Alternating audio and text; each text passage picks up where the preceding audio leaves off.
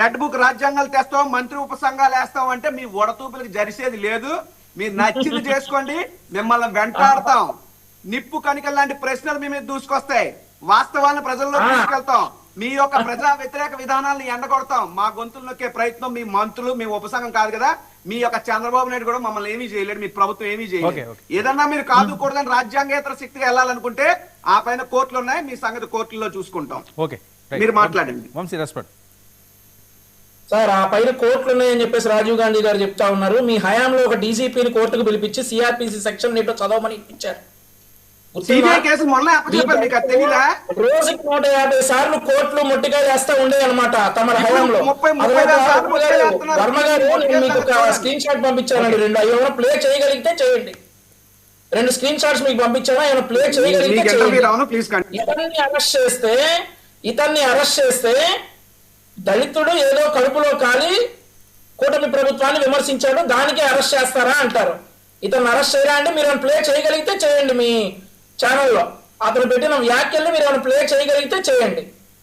So ఇతన్ని arrest చేస్తే వీళ్ళు అనేది ఏంటంటే ఒక దళితుడు కూటమి ప్రభుత్వం మీద కడుపు కాలి ఈ మాటలు మాట్లాడాడట, వీనికే అరెస్ట్ చేస్తారా అని అంటారు.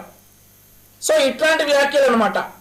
సో ఇక తల్లిని చెల్లిని అని చెప్పేసి రాజీవ్ గాంధీ గారు అంటా ఉన్నారు. మా తల్లి చెల్లి ఎప్పుడు కూడా రాజకీయాల్లో ఇలా అనేసి వచ్చి వాళ్ళ ఏడు పేరు విమర్శించట్లా, మమ్మల్ని విమర్శిస్తున్నారు కదా. ఇక్కడ మిమ్మల్ని వాళ్ళే వచ్చి చెప్తా ఉన్నారు, బయటకు వచ్చేసి ప్రతిసారి చెప్తా ఉన్నారు. మేము అంటున్న మాటలు కాదు, మేము అనిపించట్లా, ఆవిడే అంటా ఉన్నారు.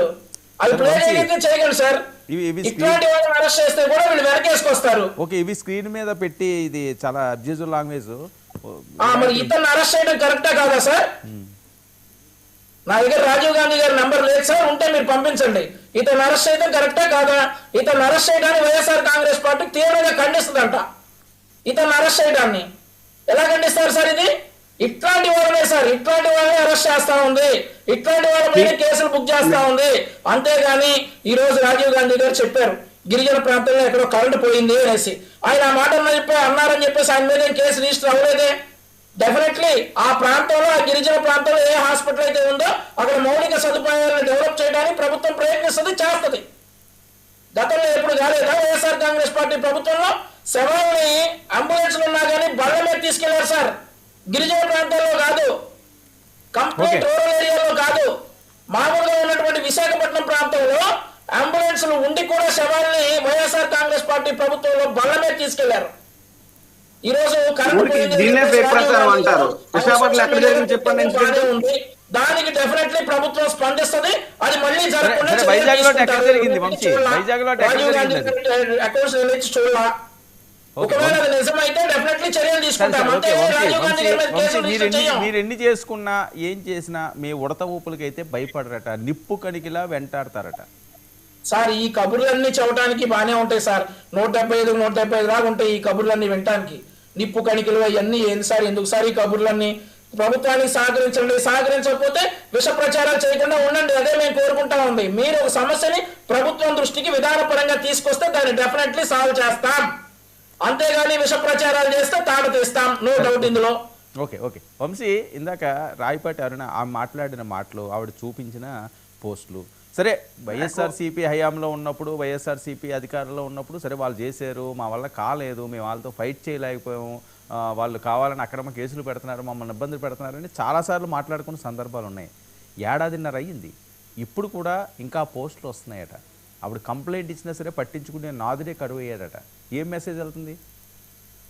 అవును సార్, నిజంగానే బాధాకరం. మా దృష్టికి అయితే మరి రాయపాటి అరుణ గారు వాళ్ళ పార్టీ దృష్టికి తీసుకొచ్చారన్నారు, కానీ వాళ్ళ లీగల్ టీం ఎంతవరకు దాని మీద వర్కౌట్ చేసిందో ఒకసారి దాని మీద కూడా ఒక ఇన్ఫర్మేషన్ తెచ్చుకోవాలి. డెఫినెట్లీ ఆ అకౌంట్ హోల్డర్ ఎవరైతే ఉన్నారో అతను శిక్షించాల్సిన అవసరం అయితే ఉంది. నిజంగా బాధాకరం, చాలా బాధగా ఉంది. మరి వాళ్ళ పార్టీ లీగల్ టీం ఎంతవరకు దీన్ని ముందుకు తీసుకెళ్లిందో ఒకసారి అరుణ గారు రేపు ఇన్ఫర్మేషన్ ఇస్తే 3 పార్టీలు, కూటమిలో ఉన్నటువంటి 3 పార్టీల లీగల్ టీమ్స్ ఒకటిగా అయ్యి ఆ అకౌంట్ మీద అయితే డెఫినెట్లీ యాక్షన్ తీసుకుంటారు. ఎందుకంటే రాజీవ్ గాంధీ గారు కూడా అన్నారు ఇట్లాంటి వాళ్ళ మీద యాక్షన్ తీసుకుంటే మాకు ఎట్లాంటి అబ్జెక్షన్ లేదు అని. మరి నేను ఇందాక మీకు పెట్టినటువంటి స్క్రీన్ షాట్ కూడా ఒకసారి రాజీవ్ గాంధీ గారికి పంపండి. అలాంటి వాళ్ళ మీద మాత్రమే యాక్షన్ తీసుకోవడం జరుగుతుంది, అలాంటి వాళ్ళ మీద మాత్రమే జరుగుతుంది. ఎవరైతే ఇప్పుడు రాజీవ్ గాంధీ గారు చాలా విధానపరంగా ప్రశ్నించానన్నారు, కరెంట్ పోయింది ఏంటిది అని అడిగాను అన్నారు, దాన్ని సరి చేసుకోవడానికే ప్రయత్నిస్తాం, అంతేగాని రాజీవ్ గాంధీ గారు ఇట్లా పెడతావా అని చెప్పి రాజీవ్ గాంధీ మీద కేసు అయితే రిజిస్టర్ చేయలేదు కదా. అలానే ఉంటది. ఆయన పెట్టారు, ఆయన ఇదిగో ఇట్లాంటి ఈ ప్రభుత్వంలో ఇట్లా కరెంట్ పోయింది అని పెట్టారు. అది డెఫినెట్లీ ఆ ఇబ్బంది లేకుండా చూసుకుంటారు. అంతేగాని రాజీవ్ గాంధీ గారిని ఇబ్బంది పెట్టడం అయితే ఉండదు. ఏదైతే అరుణా గారి మీద అట్లాంటి వ్యాఖ్యలు చేశాడో వాడినైతే తాట తీయడం గ్యారంటీ. అదే ఈ మంత్రివర్గ ఉపసంఘ ఉద్దేశం. ఓకేలేండి, తాటలు తీయడాలు ఎందుకులేండి, మంచిగా పాలన చేసుకోండి.